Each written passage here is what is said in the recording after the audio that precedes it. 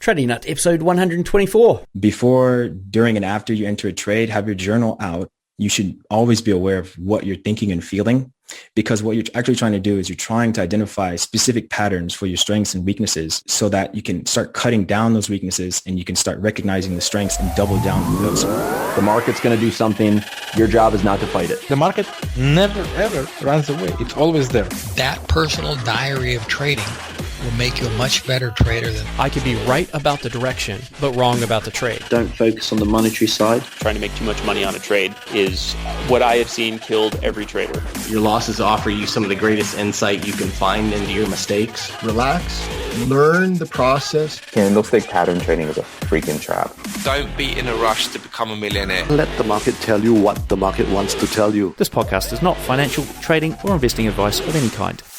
What's up, traders? Welcome to another installment of the Trading Nut podcast. I'm your host, Cam Hawkins, and today we've got Julian from A Trader's Journey here on the show. Now, Julian was recommended by a fellow guest of the show, Daniel Chung, aka Wannabe Champ. So thank you, Daniel, for recommending Julian. I do see now why you did, because the interview and then the video we shot after are amazing. So the interview, particularly if you've ever blown an account, this is the interview to watch or listen to. And secondly, if you are looking at a step-by-step checklisted trading strategy, then check out the video we shot after, because Julian walks you through exactly how he takes his trades with a checklist as well. So fantastic stuff.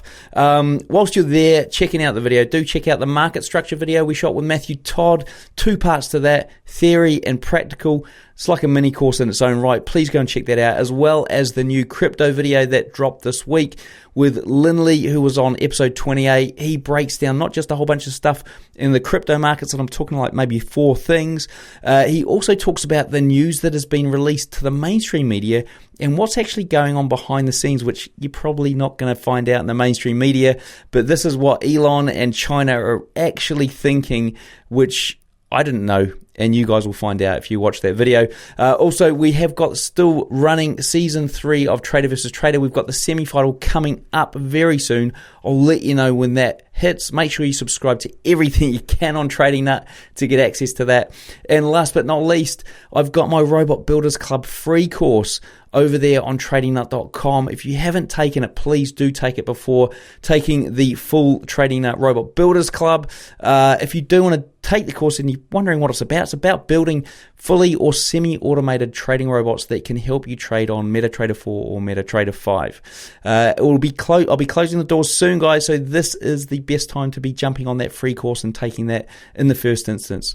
All right, folks, enough from me. One last thing from me, sorry. I'm reading a book. Well, I'm not reading it. I'm listening to a book from Wim Hof.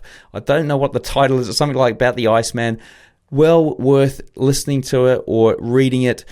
I've been doing these cold showers for, 4 years now, but I haven't been doing the breathing. And I had a look at listen to the book, and the breathing exercises are probably the next thing I'm going to try.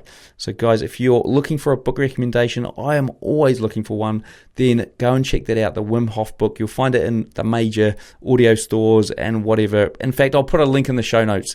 All right, guys, enough from me. Let's get on with today's interview with Julian. Whether you're a struggling trader or a profitable trader, our sponsor, City Traders Imperium, are offering you the chance to become a fully backed Forex trader. That's right, get coached and funded with CTI today. All right, folks, here we are on Trading Nut. We've got Julian here from A Trader's Journey, all the way over there in Georgia in the US. How's things with you, Julian? Hey, good. Everything's going good here, Cam.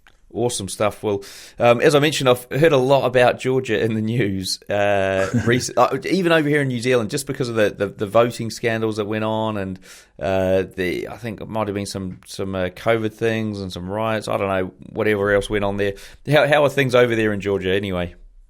Well, I mean, right now, probably most of the stories are true, but for me, I'm just an in-house trader. I just trade, lift, YouTube, and just try to focus on just not the craziness of the news right now. But most of the stuff you hear are true.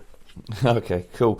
All right. Well, look, we're going to start off by hearing your trading journey, and your tag name is A Trader's Journey. So I'm expecting this to be quite insightful and interesting for people to listen to. So over to you. No pressure. All right. So I guess where do we start? So I was was in the military for about 10 years. I did 3 years in the reserve, 7 years active duty.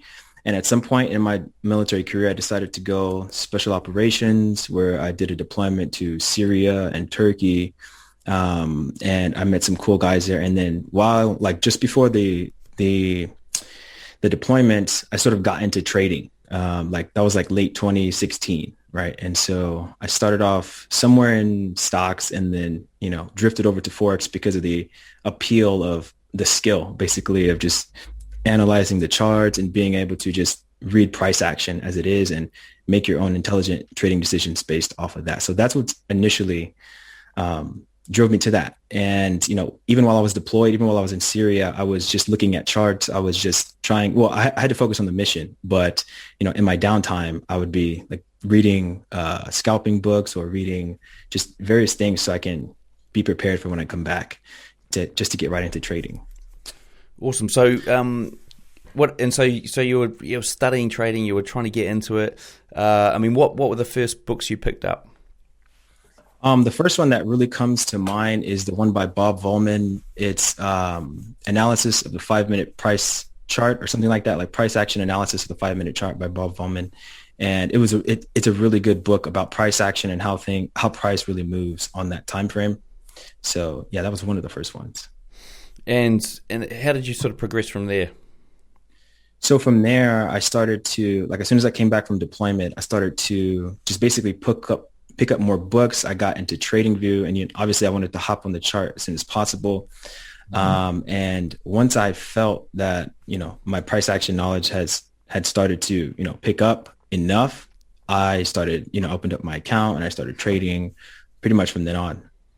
And so what do you mean by enough? How did you determine that, what were you doing that you were thinking, okay, well, I think this should be good enough to now, either go live or demo?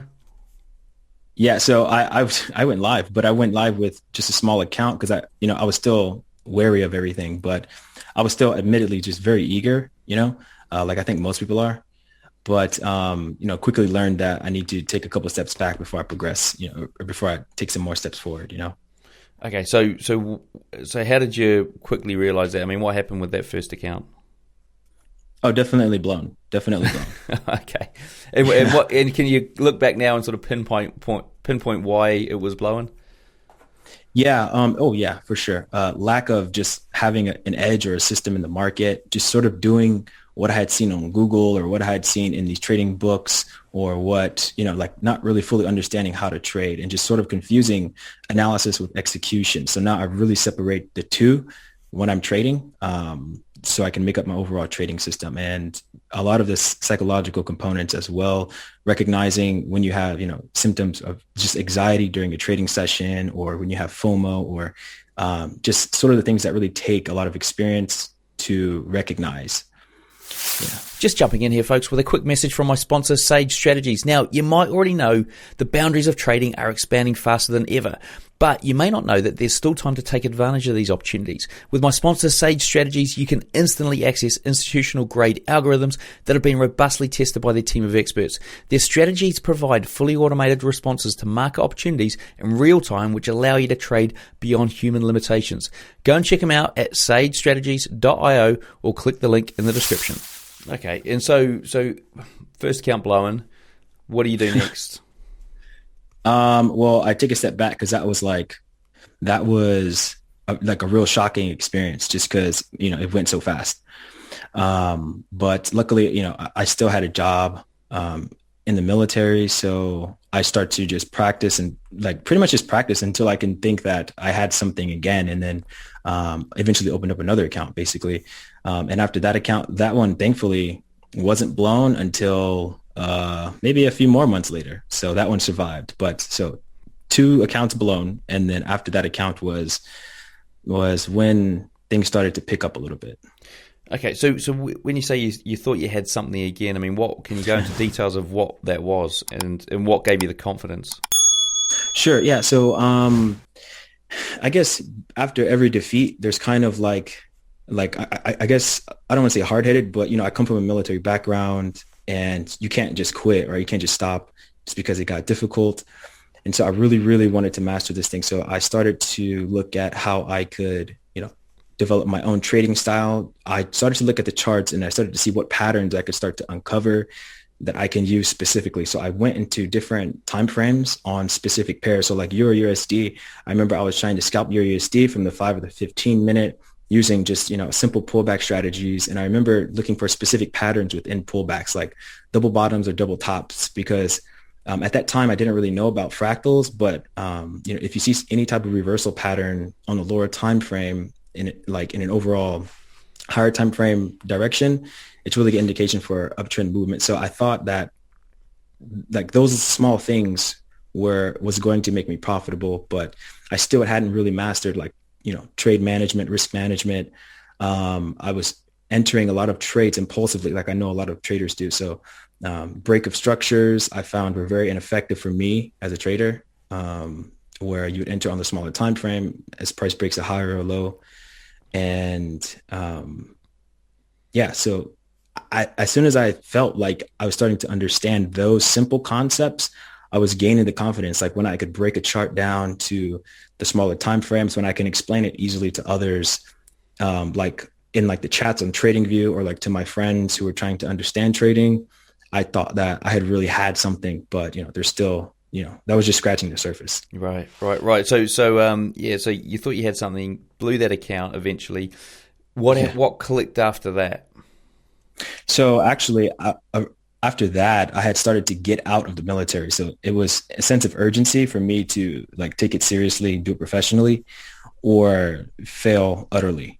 So I really had to, because I was so like in the U.S. military, you have a contract, and if you decide not to renew that contract, then like you have to get out of the military. Obviously, like that's what you're choosing to do.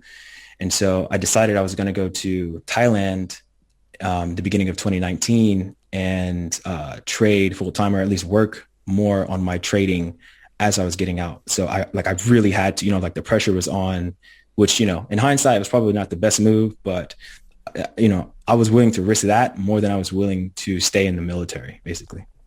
And so that was move to Thailand, trade full time. How did that go? Well, it ended up being trade full time to trade part time to basically like I started to freelance. So at first, the stress of getting out of the military and all of the, I guess, emotional and psychological, backlash that comes from leaving the military started to hit me. And, as you can imagine, that definitely affected my trading. So that was a huge, so for people that don't know, when you're in the military, especially the U.S. military for a long time, you're sort of used to a certain lifestyle and you're sort of used to certain, like cultures, so the military culture is like different. And if you've ever been deployed or if you've ever had some sort of, like psychological trauma or difficulty from the military, when you get out, it's sort of exacerbated, it's sort of, increased because you're dealing with a lot more at that time. Okay. So, and this is quite a common thing, is it? I mean, can you quickly sort of give us a 2-second thing on, what's the culture? Culture is just alpha male culture. Nobody complains. Do your job, and basically like don't be, like a sissy, basically kind of thing, and just kind of toughen it up and don't express your feelings. Don't when you have sort of emotional trauma or something like that. A lot of us we sort of keep that inside, in an unhealthy way. Yeah. Okay. Cool. All right. So you're trading part time. You're freelancing. I mean, what happened after that? Yeah, so I was traveling around Asia. I was freelancing part time. I got a digital marketing gig, basically like online. So I was managing to trade or work during the days, like when I was in Thailand or when I was in Japan. I was working during the days, and at night, I was trading the U.S. session. So I was trying to progress and trying to track my progress while I was, working through, getting out of the military, working through, the digital marketing job, and pretty much just trying to, grow my account as best as I could and continue to figure out how to trade, how I trade, and just figure out my patterns. So my strengths and weaknesses basically in trading. And so at some point you must have, eventually, I suppose, flipped over to trading full time. I mean, how did that transition happen? The transition basically happened when I started to just get it, I guess. So I started trading full time towards the end of 2019, and that's pretty much all I was doing. And basically, when I knew that I had a system, I knew how to manage my risk. I knew, how to manage how to keep a trading journal. I grew the balls to just go trading full time towards the end of 2019, right before COVID. So, right, okay, just when the market's changed fundamentally over the next 3 months.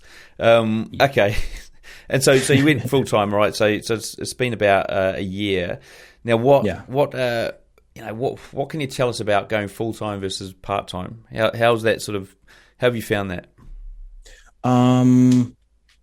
I can say it's very lonely. Like when you do it, like I think all of us agree, like it's very lonely. Trading can be lonely, as opposed to part time where I'm always meeting people or doing something for another job or another task. And I think full time you can get lost in trading like very easily. You can easily get obsessed with trading just because, if you're doing it well, it doesn't really feel like a job. But if you're on a losing streak, it can snowball very easily, like more easily than you could when you could take a break psychologically with your part-time job or if you're freelancing, you're traveling or something like that. So I think there's a lot more that goes into trading full time, like always being prepared, making sure things are, making sure you're following your rules. And if you have a checklist, you need to be, hammering the nails like every single time. So it was a lot more strict.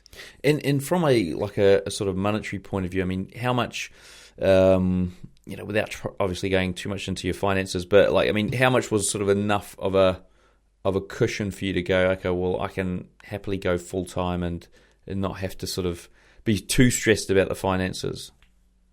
If you're anywhere between, like for me, because I was living in Thailand, and if you're anywhere between maybe like 30,000-40,000, in my opinion, it's good. But like, mind you, I was in Thailand, so the cost of living, is like a lot lower than, the US or anywhere else, basically. So, but even though I was trading full time, it's not like, I'm nowhere near rich. I was just, getting it done, basically. Yeah.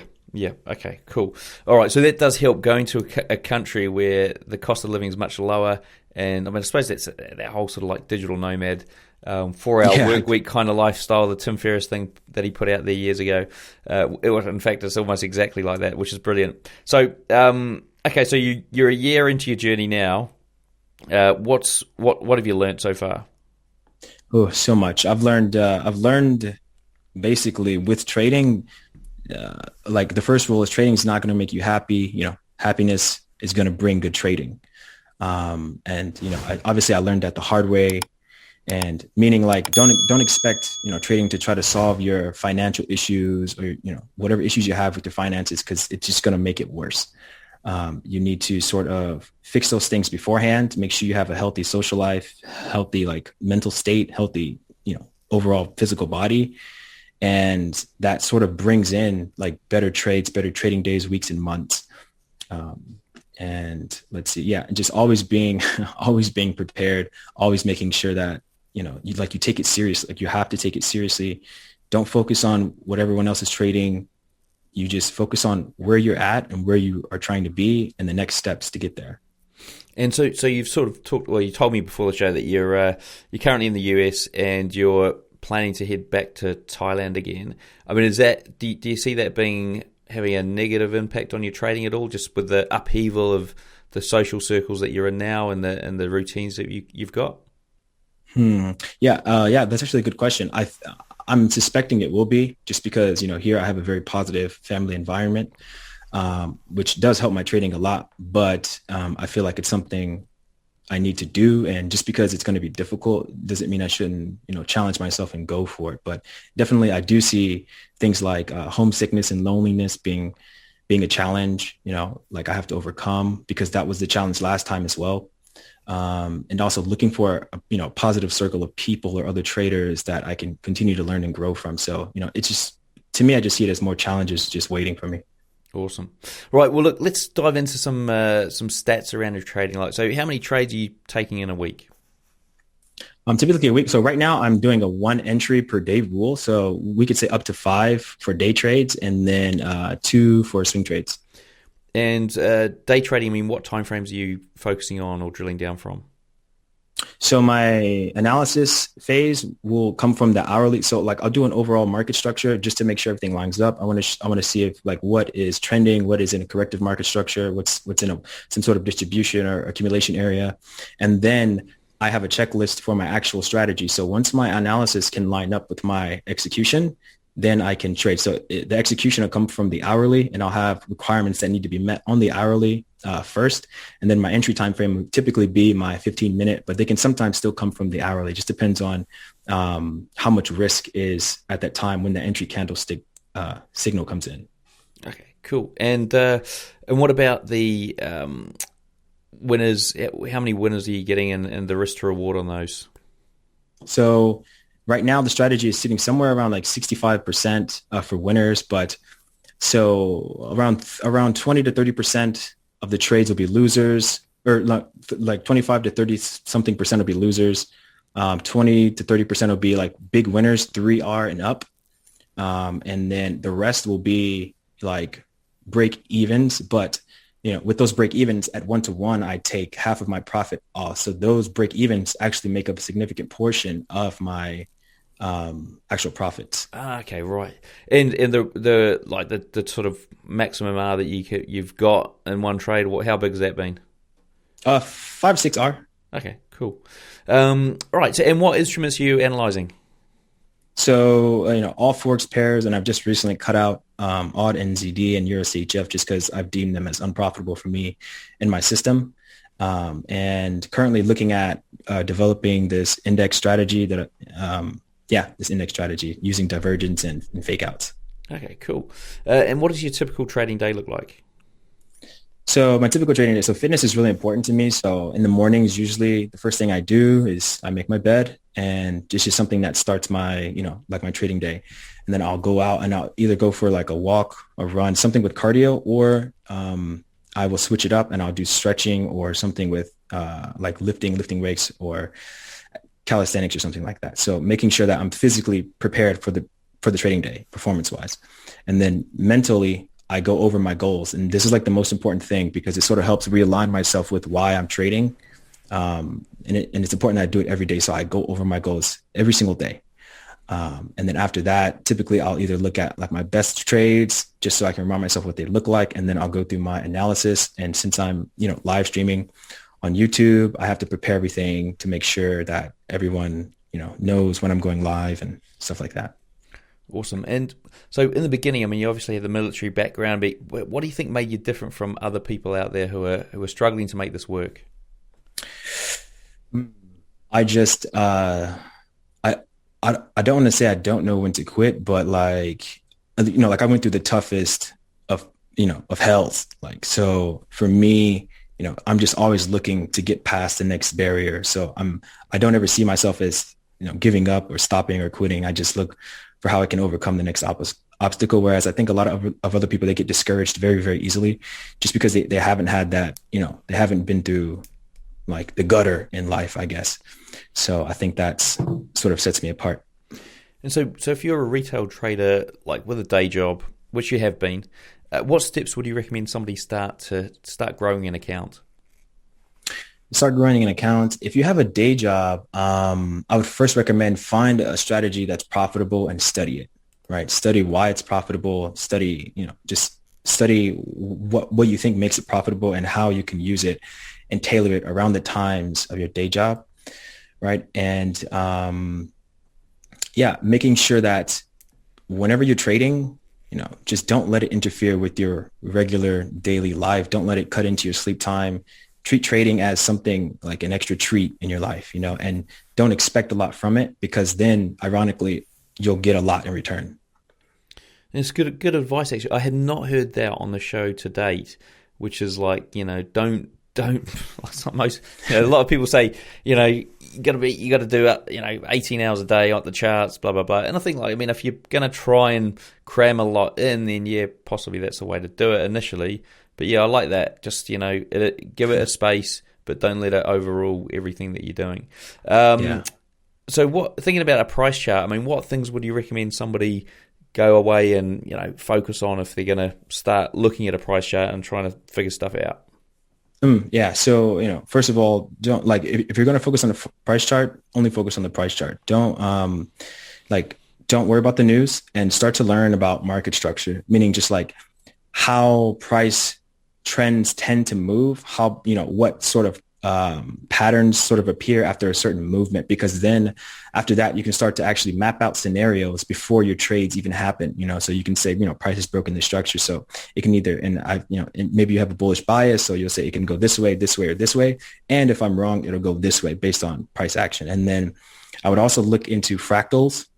It's just basically, same things that happen on higher time frames happen on the lower time frames. So that really, really, gets you into advanced market structure, and you can start timing your trades even better for higher risk reward trades, and delve a little bit into, or as much as you can, into like Wyckoff trading, because like I'm a big fan.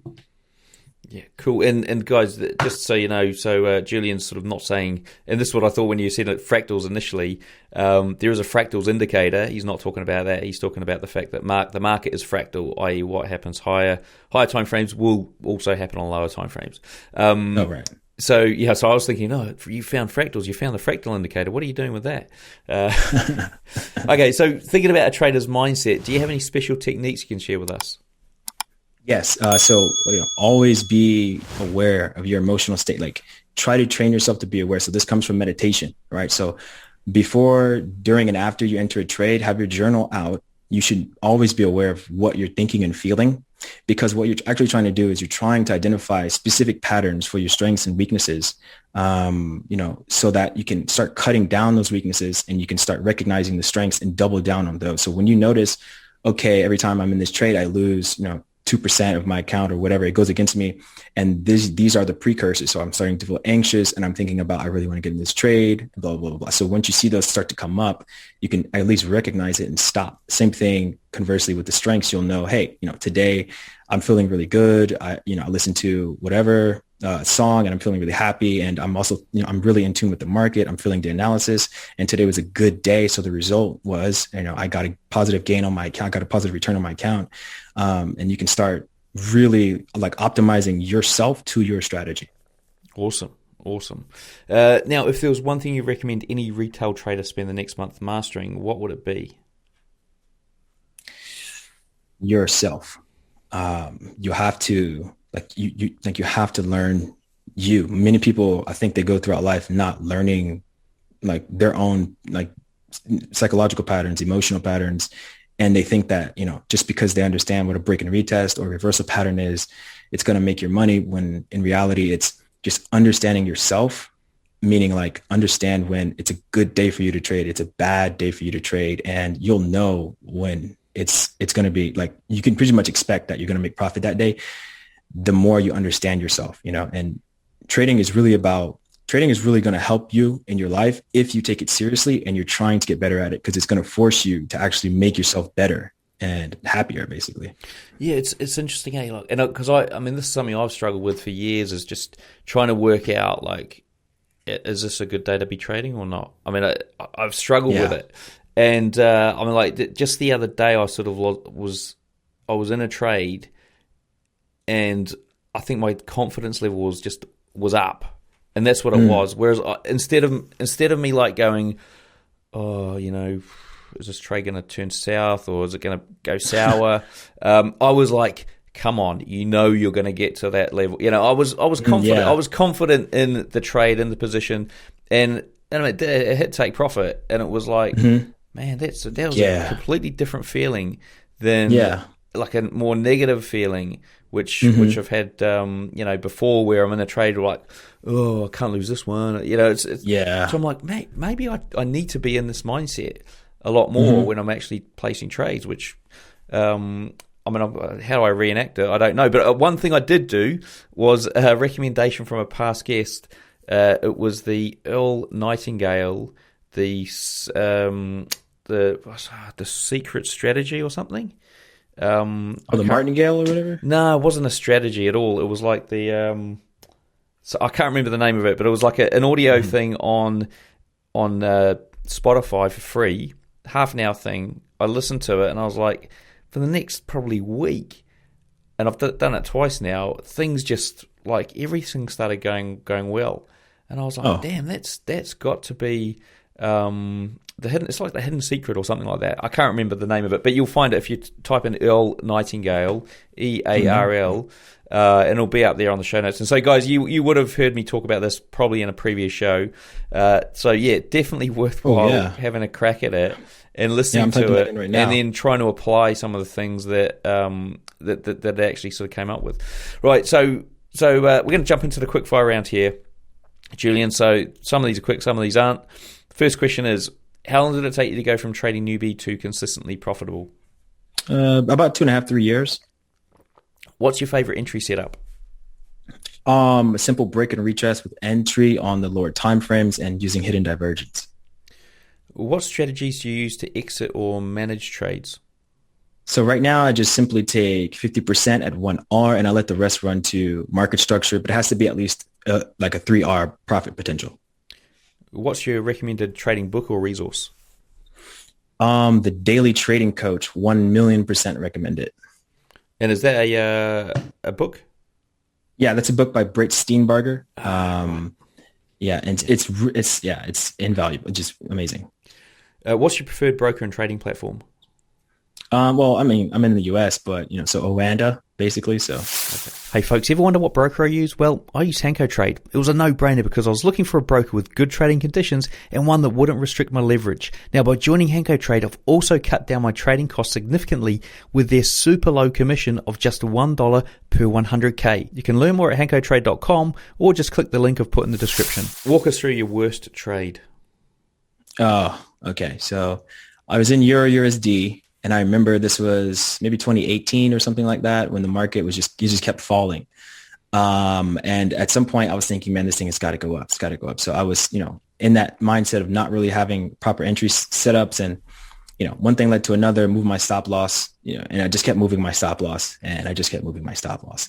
And and then I just remember feeling just so just despair, just like, that was stupid. You blame yourself and you have this negative self-sale. Yeah. And moving your stop loss will, destroy not only your account, but your psychology. Yeah. I know. Look, this last question of the show is, if you could leave our listeners with one piece of advice, what would it be? I guess I would just say, work on yourself before you work on trading. Your life, your mindset, your physical being is worth more than the charts or making any type of income. And funnily enough, once you do, then more profits will start coming to you. Lovely. Love it. Well, look, Julian, before we wrap up, what's the best way for the guys to get hold of you? Yeah, so best way you guys can get a hold of me is on YouTube, A Trader's Journey, because I live stream there every day, Monday through Friday, 8 a.m. to 12 p.m. Eastern time. So if you guys want to jump in while I'm going through the funding process, then that'd be awesome. Well, look, guys, a big thank you to Julian for sharing with us today. Everything we've discussed here, along with all the links, are in the show notes. To find them, simply search for Julian in the search box on tradingnut.com. Until next time, I wish all my listeners trading happiness and success. So there you have it, folks. Interview with Julian done and dusted down. Do remember, check out all those other videos that we shot. The one with Julian where he basically breaks down his whole trading strategy in a checklist format.